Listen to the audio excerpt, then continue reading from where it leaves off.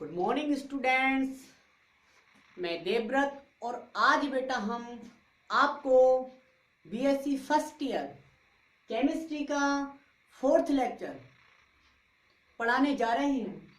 आज का बेटा हमारा टॉपिक होगा क्वांटम नंबर्स, हिंदी में क्वांटम संख्याएं। ठीक है बेटा जी, आज का हमारा टॉपिक है क्वांटम नंबर्स, क्वांटम संख्याएं। तो बेटा पढ़ते हैं क्वांटम संख्याएं। यह टॉपिक बहुत इंपॉर्टेंट टॉपिक है बेटा आज का, तो ढंग से पढ़ना। तो बेटा क्वांटम संख्याएं पढ़ने से पहले हम आपको कुछ बेसिक नॉलेज बताते हैं। देखो, केमिस्ट्री में केमिकल रिएक्शंस होती हैं, रसायन विज्ञान में रासायनिक अभिक्रियाएं होती हैं, केमिकल रिएक्शंस होती हैं। बेटा ये केमिकल रिएक्शंस होती कैसे हैं, ये केमिकल रिएक्शंस होती कैसे हैं? तो बेटा सभी केमिकल रिएक्शंस में बेसिकली क्या होता है, जनरली इलेक्ट्रॉनों का ट्रांसफर होता है, ट्रांसफर ऑफ इलेक्ट्रॉन। अर्थात इलेक्ट्रॉन या तो देते हैं, इलेक्ट्रॉन या तो ले लेते हैं, या शेयर कर लेते हैं, साझा कर लेते हैं। ठीक है, डोनेट कर लिया, एक्सेप्ट कर लिया, शेयर कर लिया, यही तो होता है केमिकल रिएक्शंस में। तभी बॉन्ड टूटता है, नया बनता है। तो बेसिकली केमिकल रिएक्शंस में इलेक्ट्रॉन आता जाता, ट्रांसफर होता रहता है। ठीक है बेटा, तो यदि हम केमिकल रिएक्शंस बेटर समझें, मतलब बेटर अंडरस्टैंडिंग के लिए हम केमिकल रिएक्शंस की इलेक्ट्रॉन के बिना नहीं जान सकते। मतलब किसी केमिकल रिएक्शंस को हमें बेटर अंडरस्टैंड करना है, अच्छी तरह से समझना है, तो हमें सबसे पहले इलेक्ट्रॉन के बारे में समझना होगा। ठीक है बेटा, कि इलेक्ट्रॉन की स्थिति किसी एटम में क्या है, इलेक्ट्रॉन की एनर्जी क्या है। ठीक है, तो बेटा देखो, एटम है कोई, ठीक है बेटा, कोई एटम है, कोई एटम है। आप देखते हैं कोई एटम है, एटम क्या होता है, ये एटम है, मान लो हमने बना दिया Na का कोई एटम बना दिया। ठीक है, Na का हमने सोडियम 11, इसका एक परमाणु बना दिया। तो बेटा एटम में क्या होता है, दो पार्ट होते हैं, एक तो सॉलिड पार्ट होता है, सॉलिड पार्ट जिसमें पॉजिटिव भाग क्या होता है, निहित होता है। ये सॉलिड होता है, ठोस होता है। ठीक है, ये सॉलिड होता है, इसमें इसका पूरा का पूरा द्रव्यमान केंद्रित होता है। ठीक है, तो एक होता है सॉलिड पार्ट जिसे हम कहते हैं न्यूक्लियस, और इस न्यूक्लियस में क्या रहते हैं, बेसिकली क्या रहते हैं, प्रोटॉन और न्यूट्रॉन। ठीक है बेटा, तो फिर इलेक्ट्रॉन कहां गए? तो बेटा हमने बताया था इलेक्ट्रॉन कहां होते हैं, इलेक्ट्रॉन होते हैं, इलेक्ट्रॉन एटम न्यूक्लियस के चारों ओर, न्यूक्लियस के चारों ओर वृत्तीय कक्षाओं में लगातार गति करते रहते हैं। ठीक है बेटा, लगातार क्या करते रहते हैं, गति करते रहते हैं। इन वृत्तीय कक्षाओं को हमने क्या कहा था, कोष। क्या कहा था, कोष, यानी कि सेल। क्या कहा था बेटा हमने, इन्हें कोष कहते हैं। इन्हें क्या कहते हैं हम, कोष। इन्हें कहते हैं हम कोष, सेल्स कहते हैं। दिख रहा है बेटा, इन्हें कहते हैं हम कोष। तो इलेक्ट्रॉन किसी एटम में कहां पाया जाता है, सेल्स में। ठीक है बेटा, कहां पाया जाता है, कोषों में, सेल्स में। देखते रहना। अब इन कोषों का नाम होता है के, एल, एम, एन भी हो सकता था, और मोर देन एन भी हो सकता है। ठीक है, एन से ज्यादा भी हो जाएगा ना, तो जितनी सेल्स बढ़ती जाएंगी उतने नाम आते जाएंगे। ठीक है बेटा, तो सोडियम का 11 परमाणु की मांग होता है, तो हमने के, एल, एम तक ले लिया कि मैं। ठीक है बेटा, अब आपको यह पता है कि इसमें 11 इलेक्ट्रॉन होते हैं, 11 ही प्रोटॉन, क्योंकि इसका एटॉमिक नंबर 11 है। तो 11 ये इलेक्ट्रॉन जो होते हैं वो सेल्स में होंगे।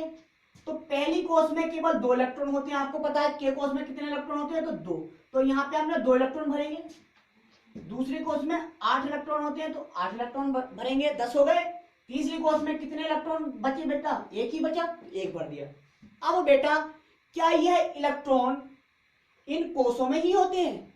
नहीं बेटा, ये इलेक्ट्रॉन आपको पता होगा जो कोष होते हैं वो तो स्वतः सब सेल्स यानी कि उपकोषों में विभाजित होते हैं।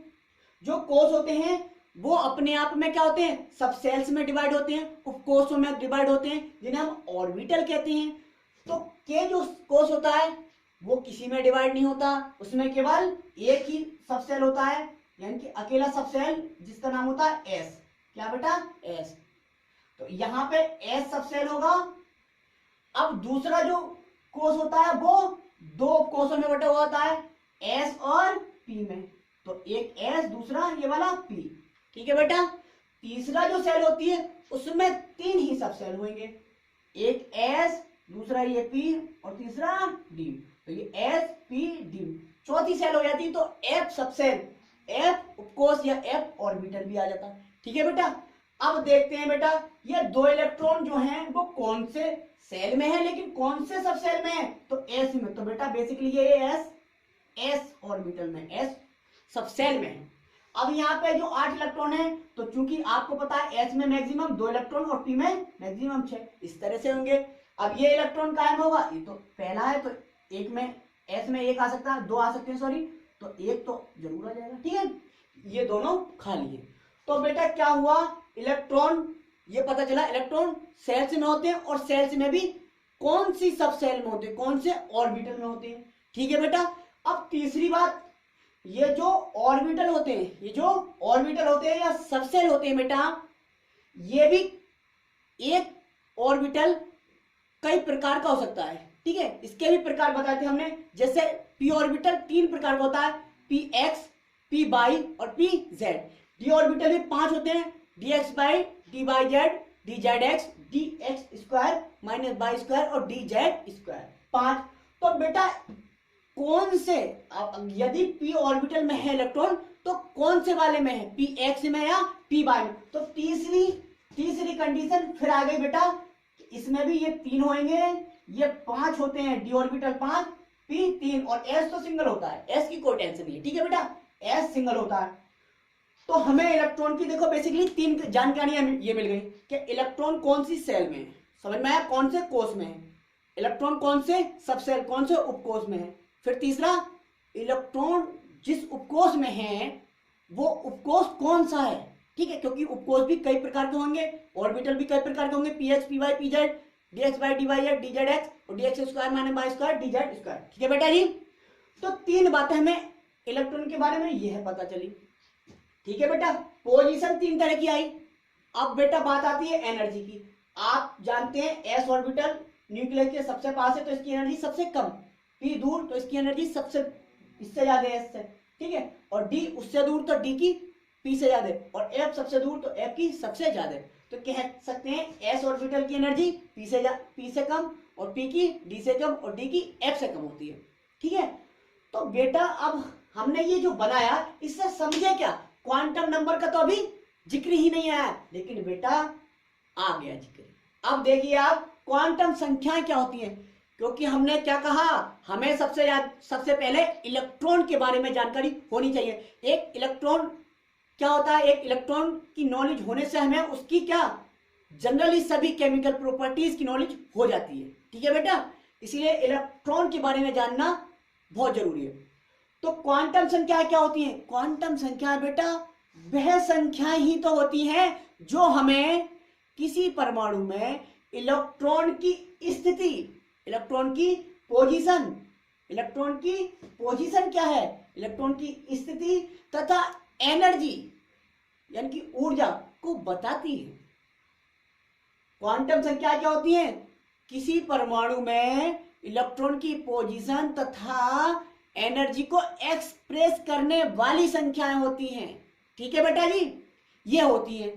अब देखो बेटा, हमने इनके प्रकार लिखेंगे तो यहीं से प्रकार बना देंगे। अब 3 तरह के हमने देख लिए, 3 तरह के सेल होते हैं, सब सेल होते हैं, और सब सेल में भी कौन से ऑर्बिटल, कौन से सब सेल में होगा। ठीक है बेटा, तो 3 तरह की तो यही हो जाएंगी, जो क्वांटम संख्या सेल के बारे में बताएंगी, कुछ सब सेल के बारे में, कुछ उस सब सेल में भी कौन से सब सेल में है उसके बारे में।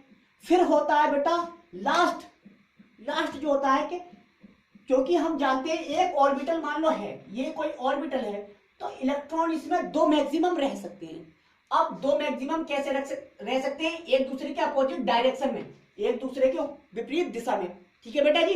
अब एक दूसरे की विपरीत दिशा में, तो मान लो इलेक्ट्रॉन है तो वो उसकी डायरेक्शन कैसी है यह बात भी तो बताएंगे, यानी कि इसका स्पिन किस तरफ को है, किस साइड में, क्लॉकवाइज या एंटी क्लॉकवाइज, क्योंकि ये घूमते हैं, मूव करते हैं, तो क्लॉकवाइज घूम रहा है इलेक्ट्रॉन या एंटी क्लॉकवाइज उस ऑर्बिटल में। ठीक है, तो 4 जानकारी मिलेंगी, तो इस तरह से क्वांटम नंबर 4 हो जाएंगे। तो अब हम बेटा डिफाइन कर देते हैं क्वांटम नंबर्स को। ठीक है, ये थी आपकी क्वांटम नंबर्स को समझने से पहले बेसिक नॉलेज। अब देख लिए हमने लिख दिया है बेटा, किसी एटम में, किसी परमाणु में किसी इलेक्ट्रॉन को, बेटा किसी एटम में किसी इलेक्ट्रॉन को, किसी भी इलेक्ट्रॉन को पूर्ण रूप से अभिव्यक्त यानी कि एक्सप्रेस करने के लिए जिन संख्याओं की, बेटा जिन संख्याओं का प्रयोग किया जाता है, सॉरी जिन संख्याओं का प्रयोग किया जाता है उन्हें क्वांटम नंबर्स कहते हैं, उन्हें क्वांटम नंबर्स कहते हैं। अर्थात वे संख्याएं, वे नंबर्स जो किसी एटम में इलेक्ट्रॉन की पोजीशन, बेटा स्थिति तथा एनर्जी तथा ऊर्जा का निर्धारण करती हैं, निर्धारण डिटर्मिनेशन करती हैं, यानी कि इलेक्ट्रॉन की एनर्जी और इलेक्ट्रॉन की पोजीशन को डिटरमाइन करती हैं, वो क्या कहलाती हैं, क्वांटम नंबर्स कहलाती हैं। द नंबर विच एक्सप्रेसेस या determine the energy and position of any electron called quantum numbers. ठीक है बेटा जी, क्वांटम संख्याएं कहलाती हैं। अब देखो बेटा, आधुनिक विचारों के अनुसार क्वांटम संख्या 4 प्रकार की होंगी। कितने प्रकार की? 4 प्रकार की क्वांटम संख्याएं होती हैं। ठीक है बेटा, ये लिख लिया हमने। मॉडर्न आइडियाज के अनुसार, आधुनिक विचारों के अनुसार किसी इलेक्ट्रॉन की पोजीशन, स्थिति तथा एनर्जी, ऊर्जा को एक्सप्लेन करने के लिए, समझाने के लिए बेटा 4 क्वांटम संख्याओं की आवश्यकता पड़ी। क्यों पड़ी? क्योंकि हमने यहाँ पे एक्सप्लेन भी कर दिया था, 4 ही स्थिति के बारे में पता चलेगा, उससे ज्यादा तो नहीं। उस इलेक्ट्रॉन के बारे में हमें पूर्ण ज्ञान हो जाएगा, पूर्ण नॉलेज हो जाएगी यदि हम 4 बातें उसमें जान लें तो। पहली बात कि इलेक्ट्रॉन जो है, जिस इलेक्ट्रॉन के बारे में आप जानकारी लेना चाह रहे हैं हमसे, वो इलेक्ट्रॉन कौन से सेल में है, कौन से कोष में है। फिर बता देंगे हम वो इलेक्ट्रॉन उस सेल के कौन से ऑर्बिटल यानी कौन से उपकोष में है। फिर बता देंगे बेटा हम उस सब सेल, उस ऑर्बिटल के भी कौन से वाले ऑर्बिटल में है, क्योंकि ये भी ऑर्बिटल कई कई प्रकार के होते हैं, 3 प्रकार के, कि px, py, pz। ठीक है, तो px में है या py में है या pz में है। चौथी जानकारी बेटा, अच्छा उसकी घूमने की दिशा, उसके घूमने की दिशा किस तरह की है, यानी कि स्पिन उसका कैसा है, क्लॉकवाइज स्पिन है या एंटी क्लॉकवाइज। इस तरह से क्वांटम नंबर, क्योंकि 4 जानकारी से अब हमें पूर्ण नॉलेज हो गई किसी भी इलेक्ट्रॉन के बारे में, तो ये 4 क्वांटम संख्याएं इस तरह से हो जाती हैं। ठीक है बेटा, तो ये 4 क्वांटम संख्याएं हैं कौन सी बेटा, ये 4 क्वांटम संख्याएं हैं कौन सी। ठीक है, तो इन 4 क्वांटम संख्याओं को देख लेते हैं। तो हेडिंग क्या डालेंगे अब हम, क्वांटम संख्याओं के प्रकार। ठीक है बेटा, क्वांटम संख्याओं के प्रकार। क्वांटम संख्या कितने प्रकार की होती हैं, तो बेटा आपको बता दिया हमने कि आधुनिक विचारों के अनुसार हमें किसी इलेक्ट्रॉन की ऊर्जा तथा स्थिति को निर्धारित करने के लिए केवल 4 क्वांटम संख्याओं की ही आवश्यकता पड़ी। अर्थात 4 बातों को जानकर या 4 क्वांटम संख्याओं को जानकर हम उस इलेक्ट्रॉन के बारे में पूरी जानकारी ले लेते हैं, कंप्लीट नॉलेज हमें हो जाती है उस इलेक्ट्रॉन के बारे में। ठीक है, तो हेडिंग डाली हमने टाइप्स बेटा, types of quantum number, types of quantum numbers, quantum संख्याओं के प्रकार। क्वांटम संख्याओं के बेटा प्रकार हिंदी में, तो क्वांटम संख्याएं कितने प्रकार की होती हैं बेटा, तो क्वांटम संख्याएं 4 प्रकार की होती हैं। नंबर 1, सबसे पहली क्वांटम संख्या को कहते हैं मुख्य क्वांटम संख्या। क्या बेटा, मुख्य क्वांटम संख्या, मुख्य क्वांटम संख्या बेटा जी, मुख्य क्वांटम संख्या। मुख्य क्वांटम संख्या को बेटा अंग्रेजी में प्रिंसिपल, क्योंकि प्रिंसिपल क्या होते हैं, एक कॉलेज के, किसी भी स्कूल के सर्वे सर्वा मुख्य आदमी होते हैं, तो क्या लिखेंगे, प्रिंसिपल क्वांटम नंबर, मुख्य क्वांटम संख्या यानी कि प्रिंसिपल क्वांटम नंबर, प्रिंसिपल बेटा क्वांटम नंबर, नंबर चलो हम यहाँ लिख देते हैं नंबर, इधर ज्यादा साफ नहीं दिख रहा होगा, तो प्रिंसिपल क्वांटम नंबर, मुख्य क्वांटम संख्या। दूसरी कौन सी होती है बेटा? दूसरी क्वांटम संख्या को कहते हैं बेटा हम दिगंशी क्वांटम संख्या, दिगंशी, द्विगंशी, द्विगंशी क्वांटम संख्या, द्विगंशी क्वांटम संख्या, द्विगंशी क्वांटम संख्या हो गया बेटा, ये देख लीजिए द्विगंशी क्वांटम संख्या। अब बेटा द्विगंशी क्वांटम संख्या को क्या कहते हैं अंग्रेजी में? एजीमुथल क्वांटम नंबर, AZIMUTHAL,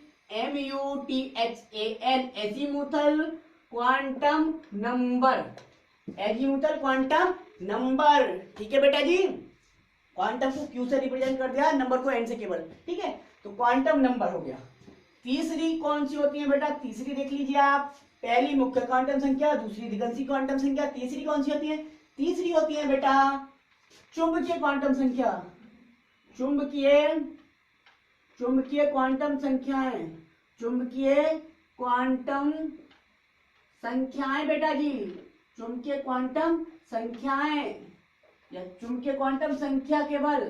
ठीक है बेटा, बहुवचन नहीं बनाए। ठीक है, चुंबकीय क्वांटम संख्या। अच्छा, चुंबकीय क्वांटम संख्या को अंग्रेजी में क्या कहते हैं?